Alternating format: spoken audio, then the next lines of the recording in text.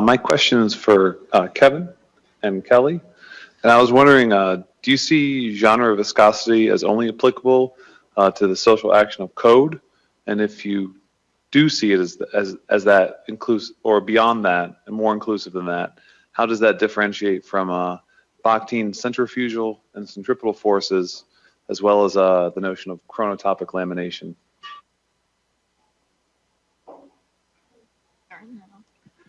I'm sure, yeah, we may disagree, but for me, I'll say it's not necessarily related specifically to code, but I wanted a term that felt like the specific ecology of strata connected to Drupal development felt right, and the notion of centripetal and centrifugal forces really didn't do that.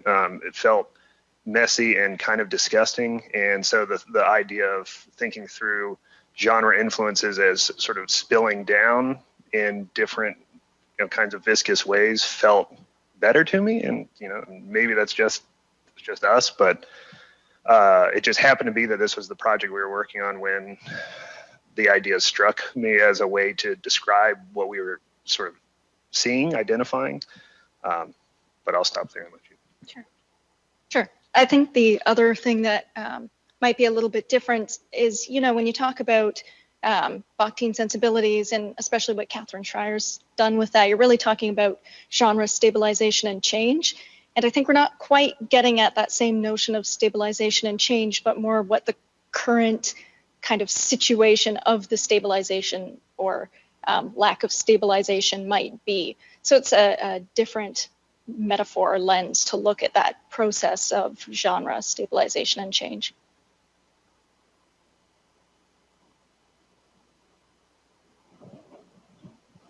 Is that helpful at all? A little bit,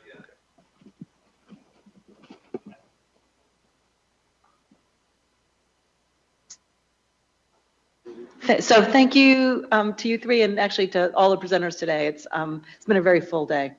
So one thing, John and I have been talking a little bit, and notice how I have now blamed John. That was a joke. I know it's a long day. Y'all should laugh. One thing that's interested us has been the affection for classical rhetoric that is used as context or rationale or wrapper. Choose your trope.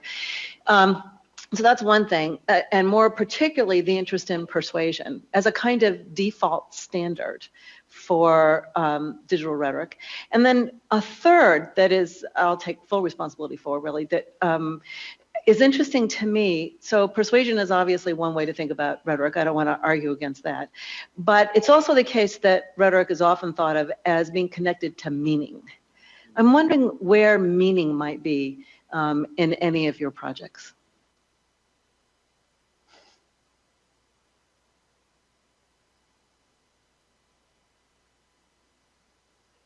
Or you can tell me I'm full of baloney.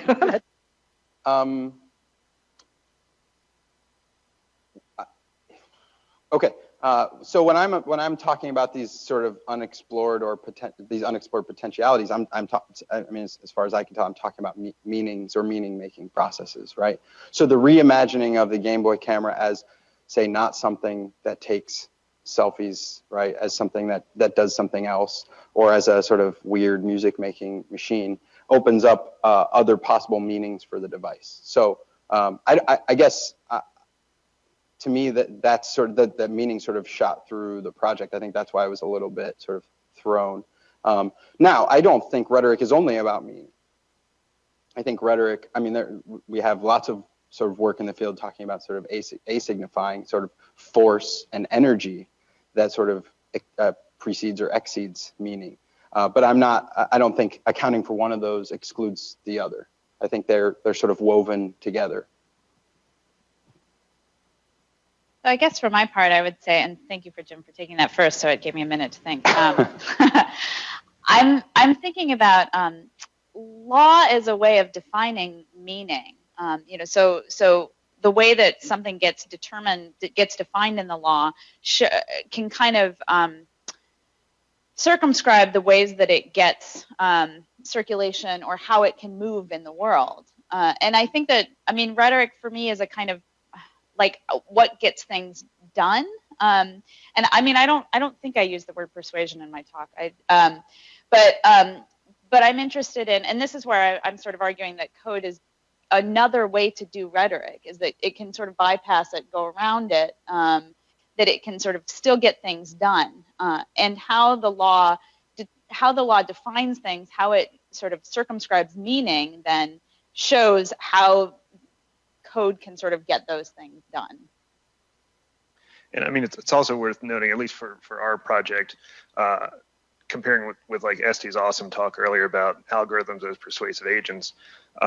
For some circles, I mean, this would be like the least resistant of possible communities to put this forward with, but the notion that the code that is allowing these algorithms to be expressed is itself a form of writing, that meaning is being constructed in, both for developers to sort of persuade one another to continue working in certain ways, but also to set up the possibilities for future expression, future opportunities, is something that I think we could potentially explore in far greater detail or intensity than we are at the moment.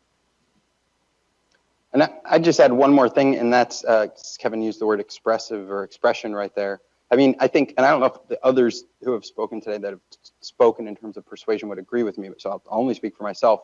But for me, persuasive and expressive are nearly interchangeable. So I don't really, when I use persuasion, I don't imagine it in a very narrow sense of I'm trying to persuade Esti to do this very particular thing, and if that fails, then this communicative act fails. I'm much more interested in all expressive possibilities. This sort of returns to that question of whether we should distinguish ourselves from digital humanities, which tends to be a line between rhetoric and literature, right? Which is, I think, an insane line to draw. What literature isn't rhetorical in some way. David. One thing I had one question about DH versus rhetoric, and I agree it's kind of a silly thing to spend too much time on, but before I bring up that silly thing, I wanted to mention the question about meaning was interesting. I too felt a little bit like I'm not sure how I'd respond to that. And I guess I wanted to ask the question of, to some degree, are we all as kind of, or many of us who would maybe not have a quick answer for that, kind of finding ourselves neo-structuralists in a way, like we're all just kind of focused on the network or the structure, and meaning is really just incidental to that. And if that's the case, there might be historical, might be useful to look back historically. But anyway, yeah, that was one question, is just to what extent should we think of ourselves as structuralists and the implications of that. But the rhetoric versus DH thing, I mean, I find myself when I'm looking for funding or when I'm, interfacing with colleagues who do quite well in DH, like I just find myself not as, it's just not as easy to play with them. Mm-hmm. And I'm just wondering, whether that ambivalence is really there, is it worth talking about, et cetera? Yeah. So I would say, well, because I opened this can of worms, I'll answer, but I would, if folks here are interested, I would say that I've had those same challenges of sort of reaching across that divide and trying to engage. So to speak specifically, at the University of Wisconsin-Madison, every time I tried to sort of directly engage someone who identified as DH, they did not, like, what I was doing was not legible to them. They did not understand what I was up to, because, I think they were operating from a sort of DH as humanities computing, so from that perspective.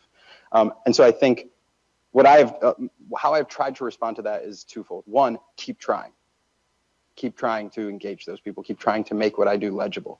And two, not get too hung up on the fact that miss is happening, and not take it sort of personally or as some sort of affront to me or my discipline. And I think that's where we get sort of hung up. I think when these moments happen, we as a field tend to take it as a kind of, well, here we go again, right? Sort of back to the days of the sort of the split, the thing that shall not be named, right? So I think that just is we get hung up on that. We're invested in that. We're invested in that fight in ways that I wish that we were not, right? And so when I say just sort of, I'm not saying we shouldn't engage the conversation. In fact, I'm saying we should keep trying to reach across that divide. But when it doesn't work, it doesn't work. That's fine. That does not mean that they're sort of calling my entire approach academic work into question or dismissing me. It just means that there's a miss happening. And I just sort of keep trying to move forward. This is what I appreciated about Bill Hart-Davidson and Jim Rodolfo's volume, is that it sort of just said, let's go forward, right? Let's have these conversations rather than saying, we're not that.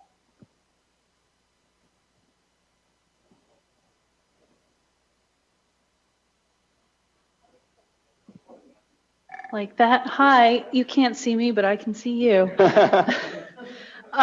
Sorry about that. So this question is for James Brown. Awesome name. Mm-hmm.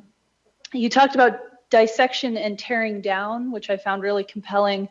I was wondering about, I mean, we can reconstruct the Game Boy, but we can't always reconstruct the squirrel, at least Regretzi would show us some examples of poor reconstructions of dissections.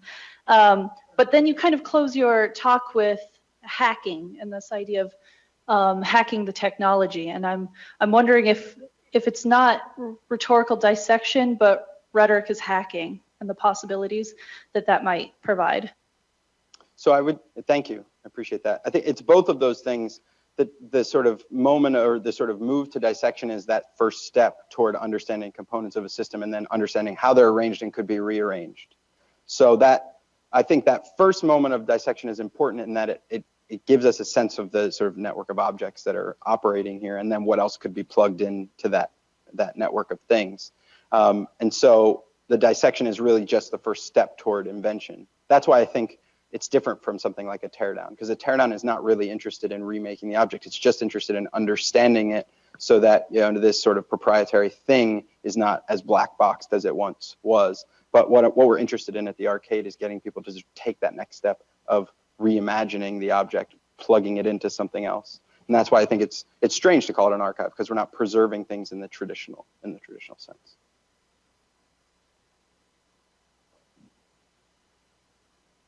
I wonder if there's a moment, if I can sort of talk to you guys. I feel like as an attempt of synthesis, it seems like we're all talking about code as a form of rhetoric, right? And so Jim, you're talking about code and the sort of platform software, right? That, you know, you can sort of break it apart and remake it and do rhetoric with things that are constructed in code. Is that yes? Is that okay? And then you're interested in the way that rhetoric gets sort of enacted in the actual language of textual code, right? And I'm interested in the ways that, I mean, I'm interested in those things too, but here about code and thinking about ways that we can think of rhetoric as doing similar things as code and operating in similar ways. I don't know. I just thought I would throw that out there and see if anybody else has thoughts on that or additional ways of thinking about code as rhetorical. I mean, I like that breakdown because it sort of lays out the layers of rhetorical activity with code. You can have conversations about code. You can have conversations. I'm just parroting the argument of my book right now. But you can have arguments about code. You can have arguments with code as a medium, or you can have arguments in code, immersed in sort of code environments that are sort of shaping and constraining activity. All of those are rhetorical, and I think that this panel sort of gives you all those sort of, I don't know if valences is the right word, those dimensions of code as rhetorical. And in fact, I think what we're seeing and what we've seen with other papers today is a sort of productive re-expansion beyond what, say, Bogost sort of addressed us all down for a few years back by saying, like, you're not talking about computation, right? And so we all took that to heart, but then sort of got down into that stuff and then came back out and said, okay, he's right, but now it doesn't always have to be procedural rhetoric. There's other ways to talk about the relationship between computation and rhetoric that is not procedural rhetoric. And this panel sort of gives you those different flavors, and earlier papers as well, Estes, for instance. Yeah, I was saying in response to that, live coding I've always found to be highly rhetorical as just a productive, performative, thing. I mean, it's really fascinating to watch people literally writing code and seeing music created or visuals created on the screen right there live. And I'll just throw in, like, I think we mentioned it very briefly in our talk anyway, but even when we're looking at something like Git and distributed version control, there's activity that doesn't get recorded in the seemingly permanent, complete archive of submissions and contributions to projects. So when like a pull request gets rejected, often it's just gone unless it's on something like GitHub that will record it entirely separately. So even when we're pointing out all of the ways that code can work rhetorically, we don't always have the ability to access them in the future, live coding being one sort of performance of that, but also the kind of code that gets lost in sort of, collaborative work environments. Mm-hmm.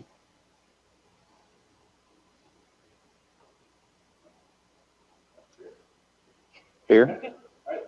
Thank you.